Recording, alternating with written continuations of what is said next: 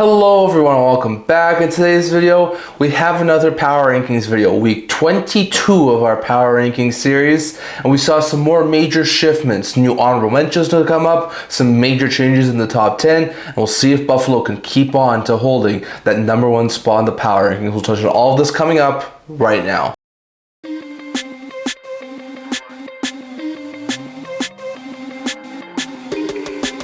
Hello everyone, welcome back to another video here at the End-to-End Hockey channel. Now before we begin this video, do not forget to like this video and subscribe below. Thank you for all of your support. I would never be able to do this without all of you guys, so if you haven't already, don't forget to subscribe button down below. Don't forget to leave a comment. We're on the road to 1,000 subscribers and we're trying to hit 650 in the next couple of weeks. We're only about 6 or 7 subscribers away, so if you can, leave a subscribe. It really does help with the channel. On top of that, don't forget to stay tuned for more videos coming in the very near future. I also started a Buy Me a Coffee page. It's just a way for you guys to show your support.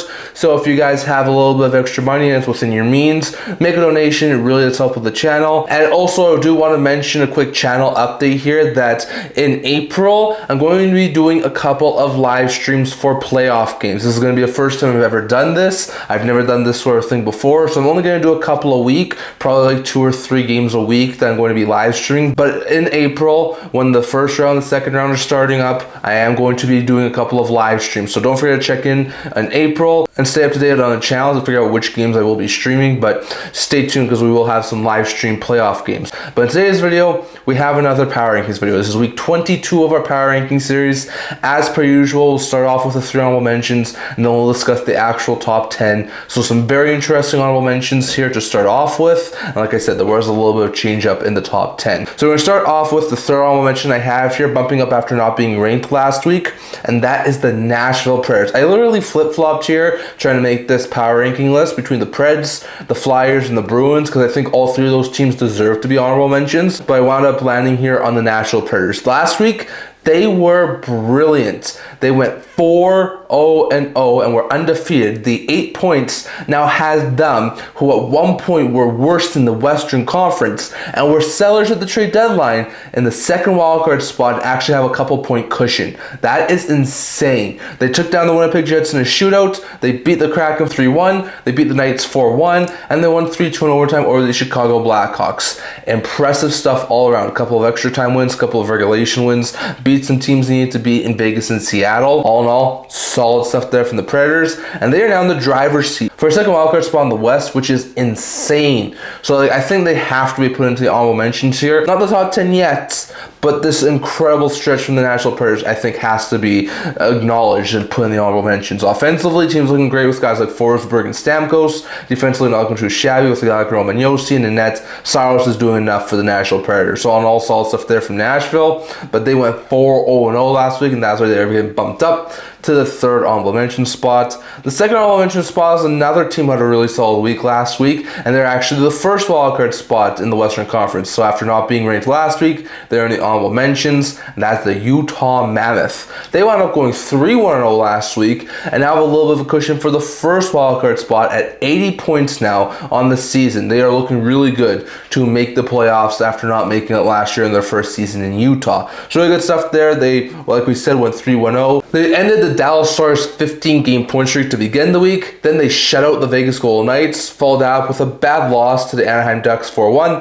but then followed that up with a 4-3 overtime victory over the Los Angeles Kings. So all in all, solid stuff there from Utah. They were looking really, really, really good this week, and I think it's only right to put them into the honorable mentions as they are in a playoff spot, and they are the 1st wildcard team in the Western Conference. So they're playing pretty well right now. Offensively, teams looking pretty good with guys like Schmalz and Krause. Defensively, not looking too shabby with a guy like Mikhail Sergachev, and in that vein, Melka continues to be one of the best goalies in the NHL. So all in all, solid stuff there from Utah, but they are the 2nd honorable mention. And the 1st honorable mention I have here today is actually a team who's actually fallen out of the power rankings.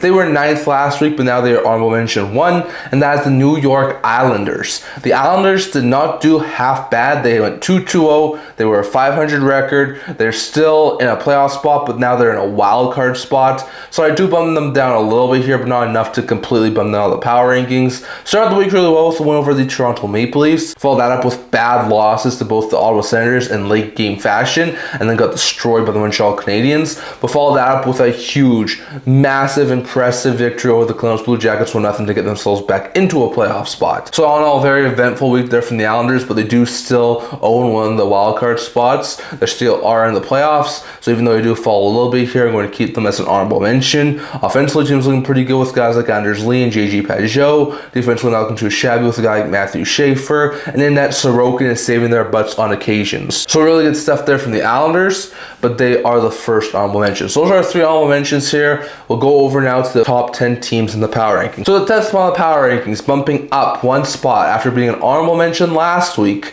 is the Montreal Canadiens. They had a pretty decent week last week. They went 2-1-0 and are up to a 38-21-10 record. They are still in the 3rd spot in the Atlantic Division. So really good stuff there from Montreal. Started out the week with a very big overtime victory over Boston. Followed that up with a bad loss to the Detroit Red Wings, and then finished off the week, like we talked about, with an impressive 7-3 victory over the New York Islanders. So like I said, they finished off really well. They're still in the 3rd Atlantic spot. They look like a really solid team. Sure, their goaltending and defense could be a tiny bit better, but still, they are a really solid team, and they are looking really, really lethal, especially Caulfield on Saturday. So very interesting out there, but I think the Habs deserve to go back into the power rankings after what was a pretty dang good week. Offensively, team's looking pretty good with guys like Caulfield, Suzuki, and Slavkovsky. Defensively, not looking too shabby with guys like Hudson and Matheson. And in net, Fowler and Montembeault have both been pretty decent, so very interesting out there. But the Habs, after a pretty solid week, improved to 10th in the power rankings. 9th in the power rankings, falling 1 spot from last week, but still having a pretty dang good week, also going 2-1-0, is the Ottawa Senators, who bump up to 36-24-9 and entered Monday's game action just 4 points shy of a playoff spot, with a chance to be in a playoff spot if everything goes right for them by Tuesday. So very interesting out there. Ottawa started out the week with a bad loss to the Washington Capitals, which wasn't overly good. They basically got goalie by Logan Thompson, but then got a massive late game winner from Tkachuk to take down the New York Islanders, as we talked about, and then they were able to take down their Ontario rivals with relative ease, 5-2. So very interesting note there. Some really good wins. Sure, the Washington game was not overly good, but I mean, this team's what, 8-2-0 in their last 10 games, 7-3-0, something like that. Like, they are killing it right now. And if they get a little bit of help, they could still be in a playoff spot by Tuesday. So they are on a heater right now, and even though I do bump them down 1 spot, they're still looking really, really good. Offensively, team's looking good with Stützle, Foegele, and Cousins. Defensively, not looking too shabby with guys like Shabbat and Clevin. And in net, Allmark's been doing pretty dang well. So all in all, solid stuff there from the Senators as they drop to 9th spot in the power rankings after a pretty solid week. 8th spot in the power rankings, bumping up from the 10th spot in the power rankings last week, is the Anaheim Ducks. They wound up going 2-0-1 last week to improve to a 39-27-4 record. The Ducks still remain the best team in the entire Pacific Division. And actually, they're one of only 2 teams to have more than 1 win last week in the Pacific Division. That division is terrible, and the Ducks are starting to sort of separate from the other pack. And they got Vancouver and Calgary this week, so that could inch a little bit further. So really good stuff there from the Ducks. They wound up starting out the week with a bad overtime loss to the Philadelphia Flyers, but followed that up with a couple of impressive victories. 1-4-1 over the Utah Mammoth, as we talked about, and then 6-5 in overtime over the Buffalo Sabres. So really solid stuff there from Anaheim. They were clicking this week. 5 out of possible 6 points in a weak Pacific Division is nothing to scoff at. I personally do still think that Ducks team is the best in the Pacific Division, and I do think that they could go far depending on who they wind up playing. But they are looking like they're well on their way to winning the Pacific Division this year. Offensively, team's looking pretty good with Gauthier, with Terry, with Carlson. Defensively, not looking too shabby with guys like Minyakov and Carlson. And in net, Dossel's been pretty dang good there for the Ducks. So on all solid stuff there from Anaheim, but they went 2-0-1 last week, and they're getting bumped up to the 8th spot on the power rankings, 7th spot on the power rankings, and bumping down from the 6th spot last week. But no offense to them, they had another really good week, is the Minnesota Wild, who wound up improving to 40-19-12 after going 2-1-0 last week. But once again, there were a couple of better teams, so I do jump them here to the 7th spot spot in the power rankings. They wound up splitting their games with the Chicago Blackhawks. They won in overtime over the Blackhawks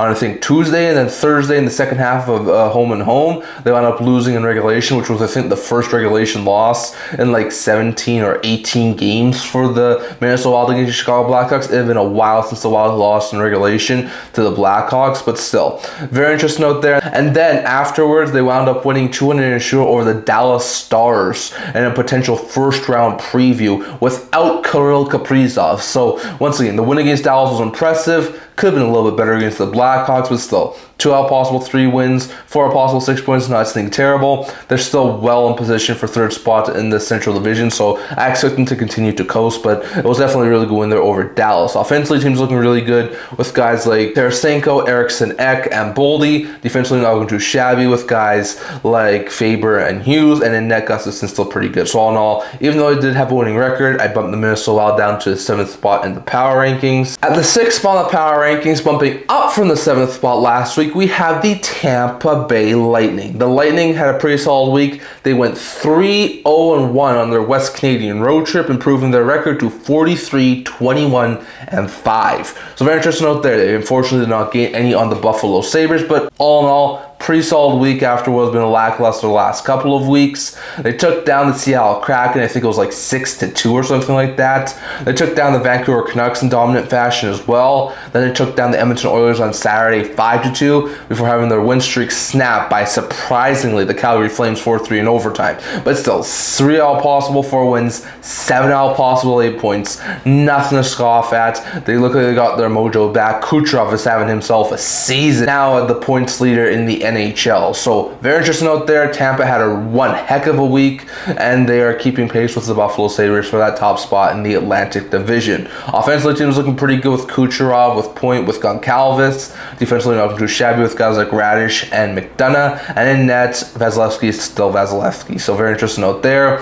But the Wolves get bumped up from 7th to 6th in the power rankings. At 5th spot in the power rankings, bumping down from the 2nd spot last week after the only team in these power rankings to have a losing record, we have the Dallas Stars. After a 15-game point streak dating back to January, the Stars had relatively a terrible week. They got their butts whooped, like we talked about earlier, by the Utah Mammoth. Followed that up with an impressive shootout victory over the Colorado Avalanche, which sort of got their hopes back up, but then they had back-to-back losses on the weekend, losing, like we talked about, in a shootout to Minnesota, and followed that up with giving up a late tie-breaking goal to lose to the Vegas Golden Knights 3-2. So not great news there.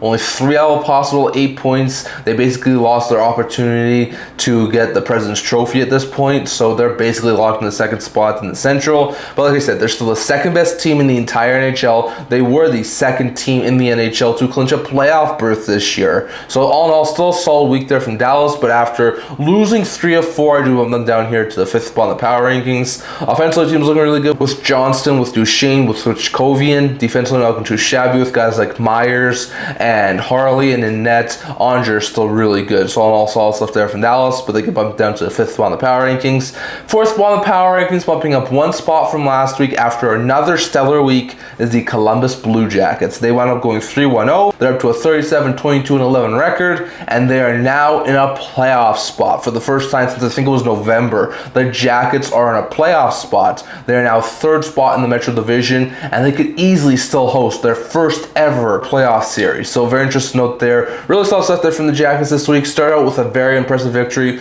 over the Carolina Hurricanes. Then they were able to take down the New York Rangers. Then they wound up taking down the Seattle Kraken, all in pretty impressive fashion before getting goalied by Ilya Sorokin, like we talked about earlier, losing 1-0 to the Islanders. So once again, it wasn't a great end to the week, but lose a game here or there. They wound up getting to a 12-game point streak. So all in all, Jackets are still flying. They're a top 3 team in the Metro Division now, and because of all of that, I'm bumping them up to 4th spot in the power rankings. So offensively, team's looking pretty good with Marchenko, with Garland, with Coyle. Defensively, not too shabby with guys like Werenski, Matejchuk, and in net, Greaves has been great for the Blue Jackets. So on all solid stuff there from the Jackets, but they do wind up losing some ground and falling to 4th in the power rankings. 3rd in the power rankings and bumping up from the 4th spot last week, we have the Colorado Avalanche. They were pretty solid this week. They went 2-1-1. The start of the week was not great for the Colorado Avalanche. Avalanche because they got absolutely demolished by the Pittsburgh Penguins 7-2,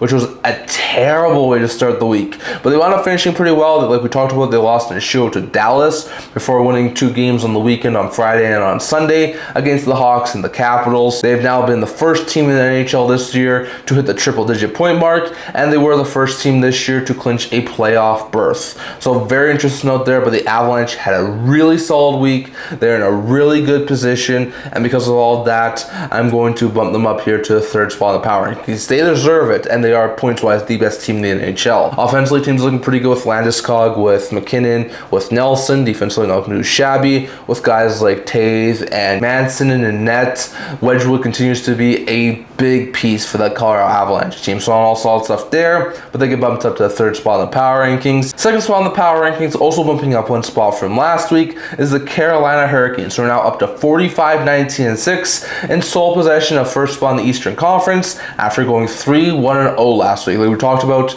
start out the week with a terrible bad loss to the Columbus Blue Jackets, which wasn't overly good, but wound up recovering and finishing out the week really well. Went 6-5 in, I think, overtime over the Pittsburgh Penguins, then went 4-3 in overtime over the Toronto Maple Leafs, then played Pittsburgh again, in which they wound up proceeding to destroy the Pittsburgh Penguins 5-1. So 3 out possible, 4 wins, 6 out possible, 8 points, nothing to scoff at. They are now in sole possession of 1st place in the Eastern Conference, and they are miles ahead of the Penguins for top spot in the Metro Division. So all in all, solid stuff there from the Canes. They're looking great. They're looking like one of the best teams in the NHL, and that's why I'm bumping them up here to number 2 in the power rankings. Offensively, teams looking pretty good with guys like Svechnikov, Jarvis, and Martinuk. Defensively, not too shabby with guys like Slavin and Nikishin, and in net, Boosie has been great for the Carolina Hurricanes. So on all solid stuff there, but they deserve to get bumped up to the 2nd spot in the power rankings. And the number 1 team in the power rankings this week, once again, for I think it's like what, the 4th straight week, 5th straight week, is the Buffalo Sabres. My goodness, they had another stellar week. They're now up to a record of 44-20-7 after going 3-0-1 last week. They had a California road trip plus Vegas, and they almost swept it. They took down the Vegas Golden Knights in impressive fashion. I think it was 2-0 over Vegas. They wound up destroying the San Jose Sharks. I think it was like 5-0. And then they wound up taking down the LA Kings 4-1 before they wound up having a shootout against the Anaheim Ducks, which we talked about, and lost 6-5 in overtime. So once again, 7 possible 8 points, keeping pace with the Tampa Bay Lightning, getting a little bit on the Carolina Hurricanes. Nothing to scoff at. They are terribly good right now. And because of all that, I'm going to keep them here at the 1st spot in the power rankings. They have shown me no reason to bump them from top spot. So because of all of that, I'm keeping Buffalo at the top spot in the power rankings. Offensively, teams looking great with Doan, with Quinn, with Thompson. Defensively, not too shabby with guys like Power and Dahlin. And in net, Ukko-Pekka-Luukkonen and Lyon continue to be stellar goaltenders for Buffalo Sabres. So all in all, solid stuff there from Buffalo, but I'm keeping them at the top spot in the power rankings for week 22. So very interesting note there. But that's all I want to talk for today. Once again, just to recap, the teams we took out of the power rankings from last week, and the teams who I put in, there was only 1 team. The Islanders, who were 9th in the power rankings last week, I bumped out. They're now in the honorable mentions. While the Habs, who were an honorable mention last week, are now 10th in the power rankings. That's the only swap I made. But just to recap, here's my top 10 teams in the power rankings for week 22. So the 10th spot, you have Montreal, 9 is Ottawa, 8 is Anaheim, 7 is Minnesota, 6 is Tampa, 5 is Dallas, 4 is Columbus, 3 is Colorado, 2 is Carolina, and 1 is the Buffalo Sabres. So very interesting note there. But left your guys' thoughts down in the comment section below. Do you agree with me? Do you disagree with me? Do you think I got anything wrong? And if you had to do a top 10 power rankings at this point in time, who would be in your top 10? Love to hear your thoughts on all this down in the comment section below. That's all I'm going to talk for today. Remember to like this video. If you're a like, remember to subscribe below. Thank you for all of your support. I would never be able to do this without you guys. So if you haven't already, leave a subscribe down below. Leave a like. We're trying to hit 650 subscribers in the very near future. Also, don't forget to stay tuned for my live streams in mid-April once the playoffs get underway, as I will be doing a couple of game streams for the playoffs. So don't forget to stay tuned for that. I'm also doing a blog talking about news, rumors, analysis. So for that, so check that out. The link to that down in the description below. I can't wait to see you guys all for next video. See you guys soon.